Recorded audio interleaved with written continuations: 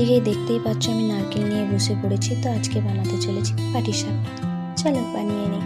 Hello everyone, তোমরা সবাই কেমন আছো? আশা করি তোমরা সবাই ভালোই আছো। তো আমিও ভালো আছি। তো আমার এই ছোট্ট মিনি ব্লগে সবাইকে স্বাগত জানাই। তো দেখতেই পাচ্ছ নারকেলটা কুড়িয়ে নিচ্ছি।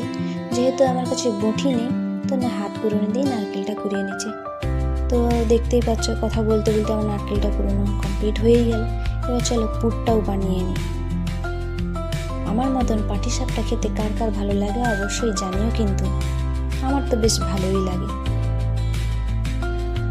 কথা বলতে বলতে পুরটাও আমার রেডি হয়ে গেল।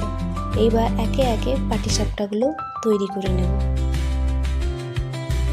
তো দেখতেই পাচ্ছ আমি পাটিসাপটাগুলো একে একে তৈরি করে নিচ্ছি। তো আমার ভিডিওটা কে কোথা থেকে দেখছো অবশ্যই কমেন্ট সেকশনে জানিও কিন্তু। আর ভিডিওটা যদি ভালো লেগে থাকে অবশ্যই লাইক করে দিও। টাটা।